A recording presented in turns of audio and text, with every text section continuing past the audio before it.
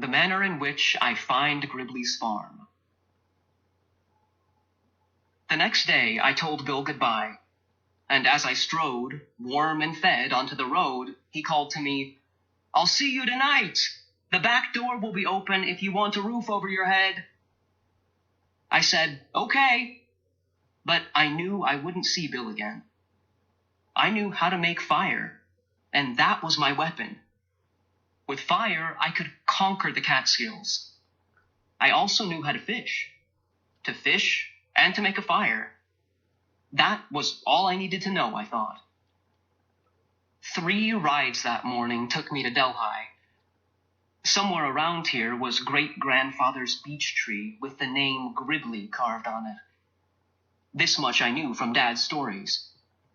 By 6 o'clock, I still had not found anyone who had even heard of the Gribleys, much less Gribley's Beach, and so I slept on the porch of a schoolhouse and ate chocolate bars for supper. It was cold and hard, but I was so tired I could have slept in a wind tunnel. At dawn, I thought real hard. Where would I find out about the Gribley farm?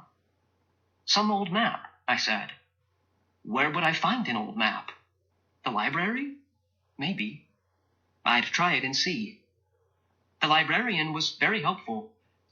She was sort of young, had brown hair and brown eyes, and loved books as much as I did. The library didn't open until 10:30. I got there at 9. After I had lolled and rolled and sat on the steps for 15 or 20 minutes, the door whisked open, and this tall lady asked me to come on in and browse around until opening time. All I said to her was that I wanted to find the old Gribley farm and that the Gribleys hadn't lived on it for maybe 100 years, and she was off. I can still hear her heels click when I think of her, scattering herself around those shelves, finding the old maps, histories of the Catskills, and files of letters and deeds that must have come from attics around Delhi. Miss Turner, that was her name, found it. She found Gribley's farm in an old book of Delaware County. Then she worked out the roads to it and drew me maps and everything. Finally, she said, "What do you want to know for? Some school project?" "Oh, no, Miss Turner. I want to go live there." "But, Sam, it is all forest and trees now. The house is probably only a foundation covered with moss." "That's just what I want. I am going to trap animals and eat nuts and bulbs and berries and make myself a house. You see, I am Sam Gribley, and I thought I would like to live on my great-grandfather's farm." Miss Turner was the only person that believed me. She smiled, sat back in her chair, and said, "Well, I declare." The library was just opening when I gathered the notes we had made and started off. As I pushed open the door, Miss Turner leaned over and said to me, "Sam, we have some very good books on plants and trees and animals in case you get stuck." I knew what she was thinking, and so I told her I would remember that. With Miss Turner's map, I found the first stone wall that marked the farm. The old roads to it were all grown up and mostly gone, but by locating the stream at the bottom of the mountain, I was able to begin at the bridge and go north and up 1.5 miles. There, caterpillaring around boulders, roller coastering up ravines and down hills, was the mound of rocks that had once been great-grandfather's boundary fence. And then, do you know, I couldn't believe I was there. I sat on the old gray stones a long time, looking through the forest, up that steep mountain, and saying to myself, "It must be Sunday afternoon, and it's raining, and Dad is trying to keep us all quiet by telling us about great-grandfather's farm, and he's telling it so real that I can see it."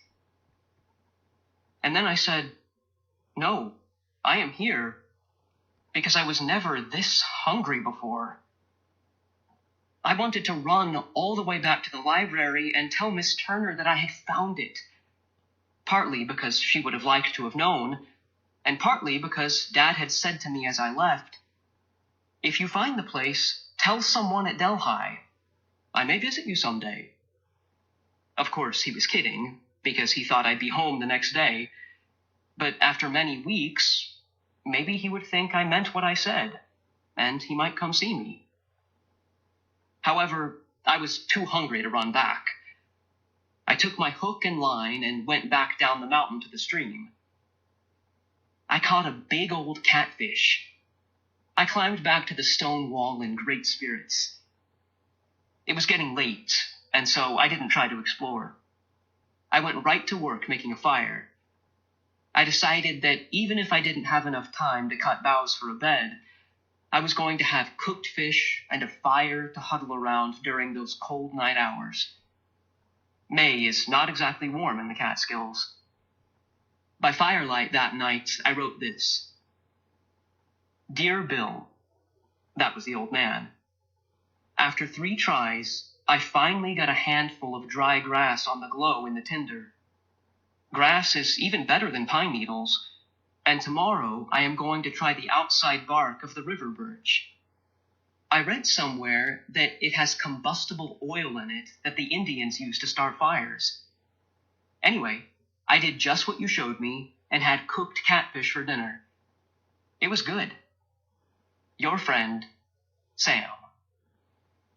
After I wrote that, I remembered I didn't know his last name, and so I stuffed the note in my pocket, made myself a bed of boughs and leaves in the shelter of the stone wall, and fell right to sleep. I must say this now about that first fire. It was magic. Out of dead tinder and grass and sticks came a live, warm light. It cracked and snapped and smoked and filled the woods with brightness. It lighted the trees and made them warm and friendly. It stood tall and bright and held back the night. Oh, this was a different night than the first dark, frightful one. Also, I was stuffed on catfish.